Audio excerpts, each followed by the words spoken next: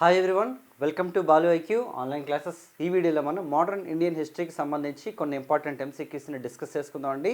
So మనందరికీ తెలిసిన modern history అనేది అన్ని కాంపిటేటివ్ ఎగ్జామ్స్కి ఇంపార్టెంటే. అది ఏపీపీఎస్సీ కానీ, టీఎస్పీఎస్సీ కానీ, లేదంటే మనకి సెంట్రల్ ఎగ్జామ్స్ కానీ, స్టేట్ ఎగ్జామ్స్ కానీ అన్నింటికి ఇంపార్టెంటే, ఎస్ఐపీసీ ఎగ్జామ్స్ సహా.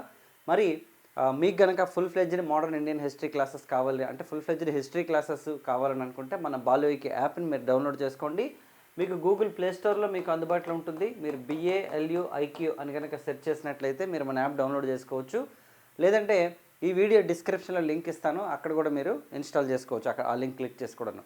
మరి ఫస్ట్ క్వశ్చన్ చూద్దామండి. 1922లో గాంధీజీ అరెస్ట్ తర్వాత భవిష్యత్ కార్యాచరణ సూచన కోసం శాసనోల్లంఘన కమిటీని ఎవరి నేతృత్వంలో ఏర్పాటు చేశారు? మనందరికీ తెలిసినండి, 1922లో గాంధీ గారిని అరెస్ట్ చేస్తారు. యాక్చువల్లీ ఎలా అంటే మనకి నాన్ కోఆపరేషన్ మూమెంట్ జరిగింది 1920 నుంచి 1922 వరకు. ఓకే, సో చౌరా చౌరీ సంఘటన ఎప్పుడైతే 5 ఫిబ్రవరి 1922లో జరిగిందో దాని తర్వాత గాంధీ గారు అనమాట నాన్ కోఆపరేషన్ మూమెంట్ని ఆపేస్తారు. అయితే బ్రిటిష్ ప్రభుత్వం ఏం చేస్తుందంటే, సో భారతదేశంలో సహాయ నిరాకరణ ఉద్యమం పేరుతో ఒక అరెస్ట్ని క్రియేట్ చేశాడనే ఉద్దేశంతో ఏం చేస్తారంటే అతను అరెస్ట్ చేస్తారని. సో అలా అరెస్ట్ అయిన తర్వాత, గాంధీ అరెస్ట్ అయిన తర్వాత ఒక కమిటీని అపాయింట్ చేస్తారనమాట. ఆ కమిటీ అనేది ఎవరి నేతృత్వంలో ఏర్పాటైంది? ఆప్షన్స్ చూద్దాం. హకీం అజ్మల్ ఖాన్, మోతీలాల్ నెహ్రూ, చిత్తరంజన్ దాస్ అండ్ జమ్నాలాల్ బజాజ్ అండి.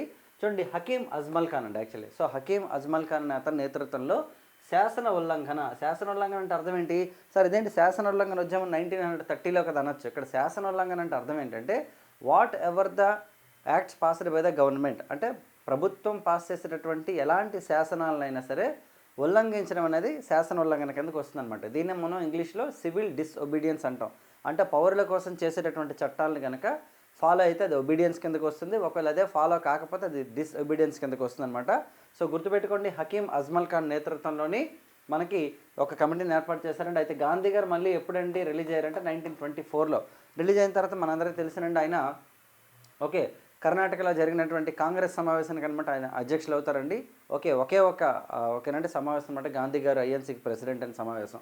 Okay right. ఆ తర్వాత కాంగ్రెస్ పార్టీ అనమాట ఏంటి ఎన్నికల్లో పోటీ చేస్తామంటే కౌన్సిల్కి పోటీ చేస్తామని చెప్పేసి కూడా ప్రకటించడం జరిగిందనమాట. రైట్. సో మరి నెక్స్ట్ క్వశ్చన్ చూద్దామండి. రైట్, నాగపూర్ జెండా సత్యాగ్రహం ఏ సంవత్సరంలో జరిగిందట? చూడండి, నాగపూర్ జెండా సత్యాగ్రహం అండి. చూద్దాం ఇక్కడ 1915, 1920, 1920, 1923 అండి.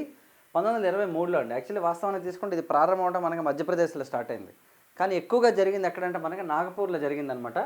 ఓకేనండి. సో మరొకసారి చూద్దామండి. The movement in Nagpur began around 1 May 1923 under the leadership of Jamnalal Bajaj. ఇందాక మనం ఇక్కడ ఇచ్చాం జమ్నాలాల్ బజాజ్ గారి పేరు ఎక్కడ ఫస్ట్ క్వశ్చన్ ఆప్షన్స్లో. సో అందుకనే ఆయనకి సంబంధించినటువంటి ఒక క్వశ్చన్ ఇద్దామనే ఉద్దేశంతో జమ్నాలాల్ బజాజ్ మీద మరొక question. After originating the Jabalpur earlier that year అండి. ఎందుకంటే ఫస్ట్ ఎక్కడ ఆరిజినేట్ అయింది? జబల్పూర్, అంటే మధ్యప్రదేశ్లో ఫస్ట్ ప్రారంభమైంది. తర్వాత ఇది ఎక్కడ స్టార్ట్ అయిందంటే మనకి ఎక్కువగా నాగపూర్లో జరిగిందండి. ఓకే, మరి Sardar Vallabhbhai Patel took over the leadership of the movement later in the year అండి. అంటే ఫస్ట్ ప్రారంభంలో ఈ జెండా సత్యాగ్రహం అనేది మనకి జమ్నాలాల్ బజాజ్ గారు ప్రారంభించినప్పటికీ తర్వాత ఇది ఎవరి అండర్లోకి వెళ్ళిందంటే మనకి సర్దార్ వల్లభాయ్ పటేల్ గారి నేతృత్వంలోకి వెళ్ళింది. The Satyagraha successfully concluded in August 18, 1923 అండి. When a procession allowed to March with in the national flag. అంటే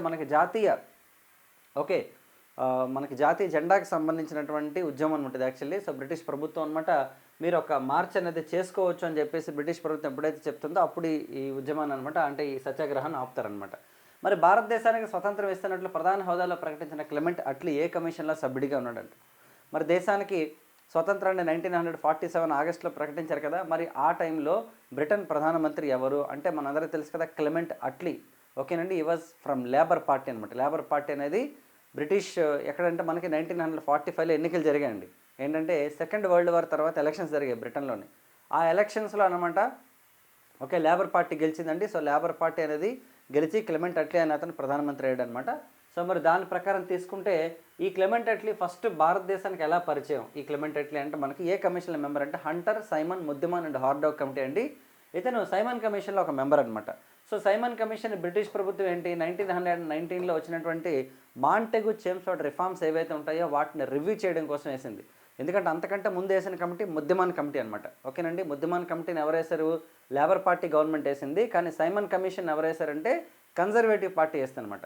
ఎందుకంటే భారతదేశంలో ముద్దిమాన్ కమిటీ పర్యటన చేస్తున్నప్పుడే అక్కడ బ్రిటన్లో గవర్నమెంట్ మారుతుంది అనమాట. మారిన తర్వాత ముద్దిమాన్ కమిటీని రద్దు చేసేసి కొంత గ్యాప్, ఆల్మోస్ట్ ఒక 3 years గ్యాప్ తీసుకున్న తర్వాత అక్కడ ఉన్నటువంటి కన్జర్వేటివ్ పార్టీ ఏం చేస్తుందంటే ఇండియాలో మనకి ఈ కమిషన్ అపాయింట్ చేస్తుందండి. ఇదే సైమన్ కమిషన్ అనమాట. ఇందులో ఎవరు భారతీయులు లేకపోవడంతో మనం సైమన్ గోబెక్ ఉద్యమం కూడా చేయడం జరిగింది 1928లోని.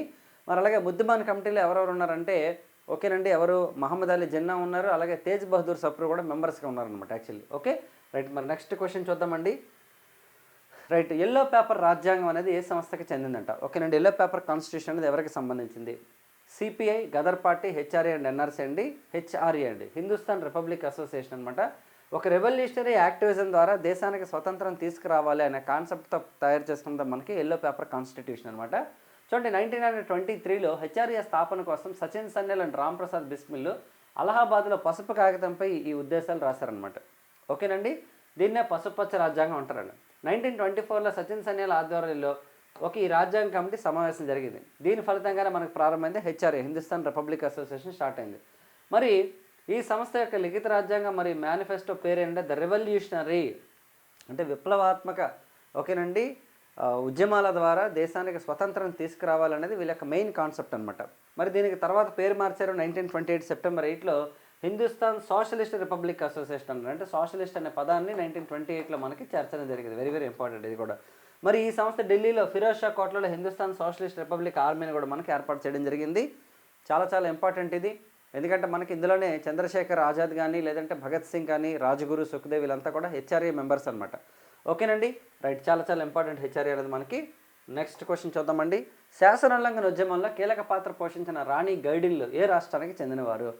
మనకి సివిల్ డిసొబీడియన్స్ మూమెంట్ లేదా మనకి ఏంటంటే సాల్ట్ సత్యాగ్రహ అంటాం కదా, ఈ సాల్ట్ సత్యాగ్రహలో ఒక ఫేమస్ పర్సన్ ఉన్నారండి, అంటే చాలామంది ఉన్నారు, ఇందులో మరో పర్సన్ అనమాట, ఆవిడ పేరు రాణి గైడిన్లు.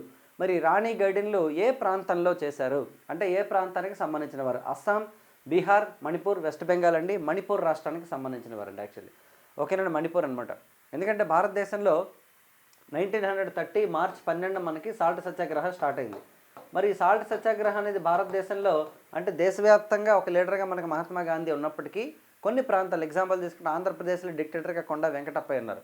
అలాగే చక్రవర్తి రాజగోపాలాచారి గారు తమిళనాడులో దండకారణ్యంలో వర్క్ చేయడం జరిగింది. అలాగే నెక్స్ట్ తీసుకుంటే మనకి సరిహద్దు ప్రాంతాల్లో ఖాన్ అబ్దుల్ గఫార్ ఖాన్ అని ఆయన చేశారు. అతన్ని తర్వాత మనం ఏమన్నాం ఫ్రంటోరియన్ గాంధీ ఆఫ్ ఇండియా అన్నారు. అండ్ ఈ received Bharat Ratna in there 1987. In fact first foreigner to receive Bharat Ratna. అదేవిధంగా రాణి గైడిన్లు కూడా ఎక్కడ చేశారంటే మనకి ఈశాన్య రాష్ట్రాలు అంటే మనకి నార్త్ ఈస్టర్న్ స్టేట్స్లో చేశారండి. షీఈస్ ఫ్రమ్ మణిపూర్ అనమాట. మరి బ్రిటిష్ ప్రభుత్వం అరెస్ట్ కూడా చేశారనమాట ఈవిడ్ని. మరి శాసనోల్లంఘన ఉద్యమంలో కీలక పాత్ర పోషించారండి. చూడగా రంగామి నాగాలు అనేటటువంటి ఒక గ్రూప్కి అనమాట నాయకత్వం వహించడం జరిగింది. మరి ఈమె తర్వాత బ్రిటిష్ ప్రభుత్వం అరెస్ట్ చేసిందనమాట. అరెస్ట్ చేస్తే తర్వాత 1932లో బంధించారేమండి. తదుపరి 1947లో అంటే గవర్నమెంట్ ఆఫ్ ఇండియా అనేది అంటే మనకి భారతదేశానికి స్వతంత్రం వచ్చిన తర్వాత నెహ్రూ గారి ప్రభుత్వం రిలీజ్ చేయడం జరిగిందనమాట ఈవిడ్ని. సో మరి ఈమెకు రాణి అనే బిరుదును ఇచ్చింది కూడా ఎవరంటే మనకి జవహర్లాల్ నెహ్రూ అనమాట. మరి జవహర్లాల్ నెహ్రూ అంటే ఆమెను భారత్ గుర్తించే రోజు వస్తుంది, ఆమెను మనం రక్షించుకుంటామని చెప్పారనమాట నెహ్రూ. అలాగే పద్మభూషణ్ అవార్డు కూడా ఇవ్వడం జరిగిందనమాట. మరి 2015 ఆగస్టు 24న 100 years కంప్లీట్ అయిన సందర్భంగా వేడుకను ప్రధానమంత్రి నరేంద్ర మోడీ కూడా నిర్వహించారు మనకి. అలాగే మనకి నెక్స్ట్ తీసుకుంటే ఈమె పేరు మీద స్టాంప్ కూడా మనకు రిలీజ్ చేయడం జరిగిందనమాట. నెక్స్ట్ చూడండి, జలియన్ వాలాబాగ్ ఉదంతం కాలంలో దేశ బహిష్కరణకు గురైన బాంబే క్రానికల్ విలేకరు ఎవరంట? మనకి జలియన్ వాలాబాగ్ అనేది ఏంటి 1919 ఏప్రిల్ 13th జరిగింది. అప్పుడు చేమ్స్ఫర్డ్ అనే ఆ పర్సన్ అనమాట వైస్రాయ్ భారతదేశంలోని. మరి ఈ చేమ్స్ఫర్డ్ వైస్రాయ్గా ఉన్నప్పుడు ఇండియాలో రౌలత్ యాక్ట్ వచ్చిందండి. సో ఈ రౌలత్ యాక్ట్కి వ్యతిరేకంగానే ఇండియా మొత్తం కూడా రౌలత్ సత్యాగ్రహ చేయడం. ఆ టైంలోనే పంజాబ్కు చెందినటువంటి ఎవరు మనకి ఇద్దరు పర్సన్స్ అనమాట. ఎవరంటే మనకి Saibuddin కిచ్లే and doctor Satyapal and Saibuddin కిచ్లే ఇద్దరిని కూడా బ్రిటిష్ ప్రభుత్వం అరెస్ట్ చేస్తే పంజాబ్లో ఏప్రిల్ 13, 1919 అనమాట జలియన్ వాలాబాగ్ అనేటటువంటి ఒక పార్కులో ఒక శాంతియుత నిరసన అనేది స్టార్ట్ చేశారనమాట. అంటే నిరసన ఇన్ ద సెన్స్ ఒక మీటింగ్ పెట్టుకున్నారు. కానీ బ్రిటిష్ ప్రభుత్వం అత్యంత దారుణంగా అనమాట దాన్ని అణిచివేసి ఎంతోమందిని చంపేసింది. అయితే మరి ఈ విషయాన్ని అంతటినీ కూడాను ప్రపంచానికి తెలియజేయడం కోసం ప్రయత్నించినటువంటి ఒక జర్నలిస్ట్ని అనమాట దేశ బహిష్కరణ చేశారు. అతని పేరేంటి? హార్నిసన్, వెబ్ మెల్లర్, హెచ్వి నెల్విసన్ అండ్ లూయిస్ ఫిచర్ అండి. చూడండి, హార్నిసన్ అండి. యాక్చువల్లీ హార్నిసన్ ఏంటంటే మనకి బాంబే క్రానికల్ అనే న్యూస్ పేపర్ ఉందండి. ఆ బాంబే క్రానికల్ న్యూస్ పేపర్ యొక్క అంటే ఎడిటర్ అనమాట అతను. యాక్చువల్లీ అతన్ని ఓకే, దేశ బహిష్కరణ చేశారు. మరి వెబ్ మెల్లర్ పేరు కూడా ఇచ్చాం కదా. వెబ్ మెల్లర్ ఏంటంటే అంటే మనకి 1900 ఓకే 31 అంటే 1930 మేలో ఏంటంటే ఓకే మనకి దర్శన్ అని ఒక ప్రాంతం ఉందండి గుజరాత్లోని. ఎందుకంటే సాల్ట్ సత్యాగ్రహ జరిగినటువంటి టైం అనమాట అది. యాక్చువల్లీ దర్శన్ ప్రాంతంలో ఓకే బ్రిటిష్ ప్రభుత్వం ఎవరి మీద అయితే లాఠీ చార్జ్ చేసిందో అంటే ఆ లాఠీ చార్జ్ని అంతటిని కూడాను ఈ వెబ్ మెల్లర్ అనే అతను అనమాట ఆయన యొక్క దర్శన్ న్యూస్ పేపర్లోనైతే పెట్టడం జరిగిందనమాట. సో కాబట్టి అంటే ఆ దర్శన్ అనేటటువంటి ప్రాంతానికి సంబంధించి వెబ్ మెల్లర్ అనమాట న్యూస్ పేపర్లో చెప్పడం జరిగింది. దర్శన్ సంఘటన ఎవరు ప్రపంచానికి తెలియజేశారంటే వెబ్ మెల్లర్ అంటుంటాం మనం, ఈ వెబ్ మెల్లర్. అలాగే హార్నెస్ అని తీసుకుంటే మనకి బాంబే క్రానికల్ అంటే అసోసియేట్ విత్ జలియన్ వాలాబాగ్. ఓకేనండి, ఇవ్వండి ఈ వీడియోకి సంబంధించినటువంటి క్వశ్చన్స్. ఓకే, మీకు ప్రతిరోజు కూడా అట్లీస్ట్ 7 to 8 క్వశ్చన్స్ ఇస్తున్నాను. ఈరోజు కొంచెం వర్క్ ఉన్న వాళ్ళు ఓన్లీ 6 క్వశ్చన్స్ ఇచ్చాను. బట్ ఎనీవేస్ మనం ఏ క్వశ్చన్ ఇచ్చినా సరే దానికి రిలేటెడ్గా మంచి కంటెంట్ అయితే మీకు ఎక్స్ప్లెయిన్ చేయడం జరుగుతుంది. సో ఇలాంటి కంటెంట్ మీకు ఆర్గనైజర్గా మొత్తం ఏన్షియంట్, మిడివల్, మోడర్న్లో ఫుల్ ఫ్లెజ్డ్గా థియరిటికల్గా కావాలని అనుకుంటే just come to Balu IQ app. Okay, మీరు గూగుల్ ప్లే స్టోర్ ద్వారా మీరు డౌన్లోడ్ చేసుకోవచ్చు, లేదంటే మన డిస్క్రిప్షన్ లింక్ ఉంటుంది, మీకు బైలింగ్వల్ ఎక్స్ప్లెనేషన్ ఉంటుంది. And exclusive English medium classes కూడా మీకు త్వరలో అప్లోడ్ అవుతాయి, ఒక 1 week or 10 daysలోని. I will announce through the YouTube. ఓకేనండి, so this is the video for today and next వీడియోలో మళ్ళీ కలుద్దాం. Thank you so much and wish all the best.